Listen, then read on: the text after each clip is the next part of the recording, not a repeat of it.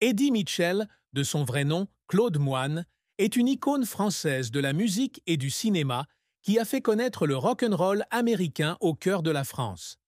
Né le 3 juillet 1942 à Belleville, dans le 9e arrondissement de Paris, il grandit dans une famille ouvrière, d'un père cheminot et d'une mère ouvrière.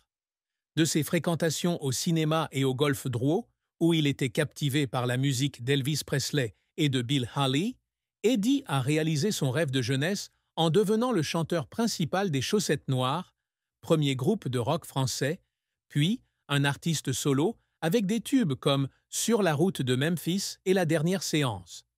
Fort d'une carrière de plus de 6 décennies, il était non seulement chanteur, mais aussi acteur, animateur de l'émission de télévision La dernière séance et auteur de livres comme Petit Claude. Cependant, derrière cette aura se cache une profonde tristesse, faite de pertes personnelles, d'échecs professionnels et de pressions psychologiques qu'il a gardées secrètes. La vie d'Eddie Mitchell est l'histoire d'un homme qui n'a jamais cessé de se battre pour faire rire et émouvoir le public, malgré des années difficiles. La plus grande tristesse d'Eddie Mitchell fut la perte de son ami proche, Johnny Hallyday, qu'il considérait comme un frangin, un frère proche, le 5 décembre 2017. Johnny, autre légende du rock'n'roll français, était non seulement un collègue, mais aussi un compagnon de route, sur des projets comme Les Vieilles Canailles, où ils ont créé des moments inoubliables sur scène avec Jacques Dutronc. Eddie a confié dans une interview accordée à France Dimanche en 2023 qu'à l'annonce du décès de Johnny des suites d'un cancer du poumon, il avait eu l'impression d'avoir perdu une partie de son âme. Il a raconté qu'il était assis seul dans son appartement du 16e arrondissement de Paris, regardant une photo d'eux ensemble aux Vieilles Canailles en 2017 et qu'il avait pleuré de nostalgie.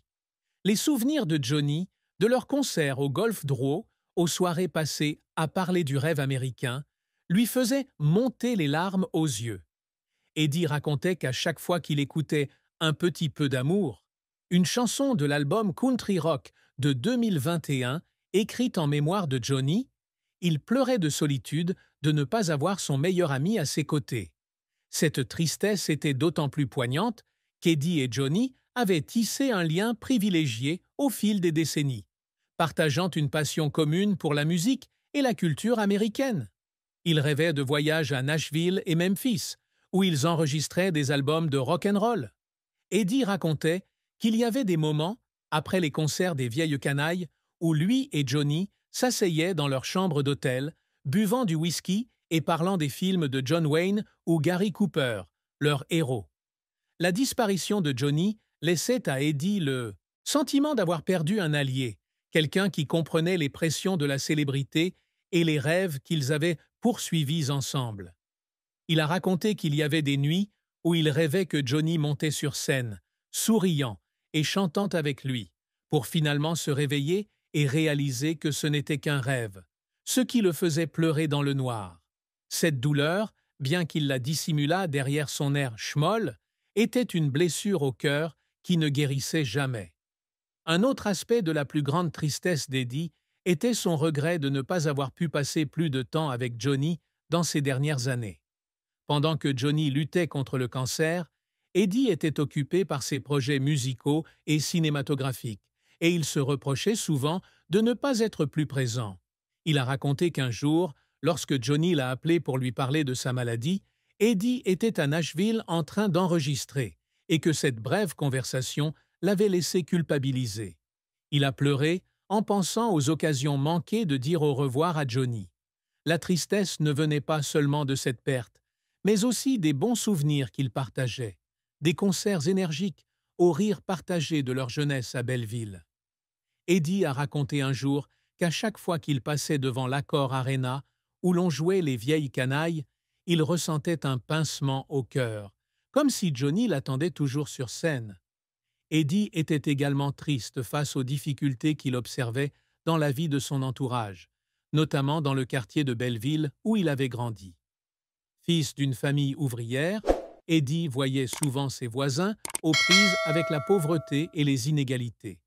Il racontait que, jeune garçon, il voyait parfois des enfants en haillons jouer dans la rue, et que cette vision le faisait pleurer d'impuissance. Bien qu'il ait par la suite soutenu des associations caritatives comme les Restos du Cœur, la tristesse face à l'injustice sociale est restée ancrée en lui, le poussant à s'efforcer d'apporter de la joie à travers sa musique et ses films. Ses chagrins, de la perte de Johnny au regret, en passant par l'anxiété sociale, ont façonné un Eddie Mitchell fort et sensible, toujours prêt à surmonter les difficultés et à trouver un sens à la vie. La carrière d'Eddie Mitchell s'est étendue sur plus de 6 décennies, de ses concerts au Golf Draw à sa carrière de chanteur et d'acteur parmi les plus appréciés de France. À la fin des années 1950, Eddie forme le groupe Les Chaussettes Noires, initialement appelé les Five Rocks, et connaît rapidement le succès en signant chez Barclay Records. En 1961, le groupe vend 2 millions de disques, dont le tube Daniela, devenu un tube. Après avoir quitté le groupe en 1963 pour cause de service militaire et de tensions internes, Eddie se lance dans une carrière solo avec son premier album « Voici Eddie », c'était le « Soldat Mitchell », marquant son passage du rock'n'roll pur au rhythm and blues. Des albums comme « Rocking in Nashville » en 1974, « Made in USA » en 1975, « Sur la route de Memphis » en 1976 et « La dernière séance » en 1977 le ramènent au sommet, avec des tubes comme « Couleur menthe à l'eau » et « Le cimetière des éléphants » qui deviennent des icônes de la chanson française. Il a également remporté 3 victoires de la musique du concert de l'année en 1992, 1995 et 2011, 2 victoires de l'album de l'année en 1994 et 1997 et un César du meilleur acteur dans un second rôle en 1996 pour son rôle dans Le Bonheur et dans Le Pré. Au cinéma, Eddie débute sa carrière d'acteur comme self-made man dans Les Parisiennes en 1962, mais sa véritable carrière d'acteur décolle en 1981 avec son rôle de Nono dans Coup de torchon de Bertrand Tavernier qui lui vaut une nomination au César. Il continue de briller dans des films comme À mort l'arbitre de Jean-Pierre Mocky, La Cité de la peur en 1994 et Le Bonheur est dans le Pré en 1995, où il démontre ses talents comiques et émotionnels. Il était également connu pour son rôle d'animateur de La dernière séance de 1982 à 1998, une émission télévisée célébrant le cinéma américain des années 1950, ce qui lui a valu une réputation d'amoureux de la culture américaine. Ses succès, qu'il s'agisse d'albums à succès, de rôles salués par la critique ou d'émissions télévisées à succès, témoignent du talent d'Eddie et de son dévouement à faire découvrir la musique et le cinéma au public. Cependant, la carrière d'Eddie n'a pas été exempte de revers et de difficultés. Dans les années 1970, il a traversé une période difficile, lorsque des albums comme Rock'n'Roll, 1971, n'ont pas rencontré le succès escompté. Il a déclaré qu'après l'échec de l'album, il s'est assis dans son studio parisien, a écouté les enregistrements et a pleuré, estimant ne pas avoir été à la hauteur des attentes de son public. Un autre revers a été le procès intenté par les membres des Chaussettes Noires après son départ du groupe, un incident qu'il a exposé à une pression juridique et médiatique. Il a un jour confié qu'il y avait des jours où il lisait des articles le critiquant, le qualifiant de traître au groupe, et que ces mots le faisaient pleurer car il se sentait incompris.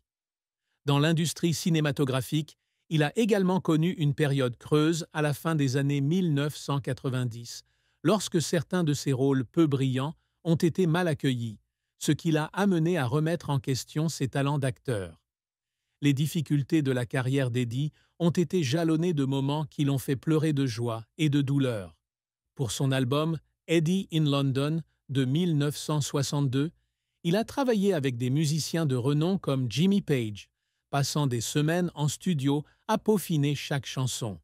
Il a raconté qu'après avoir terminé son premier enregistrement de Daniela, il a pleuré d'émotion en studio, sentant qu'il avait créé quelque chose de spécial.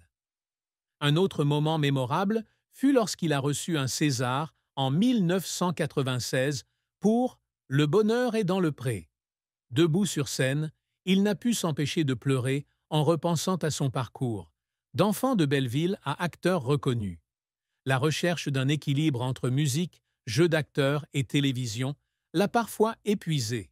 Il a confié qu'il y avait des jours où il travaillait tôt le matin sur le plateau, puis courait au studio d'enregistrement pour enregistrer, pour finalement rentrer en pleurs, sous le poids de l'émotion.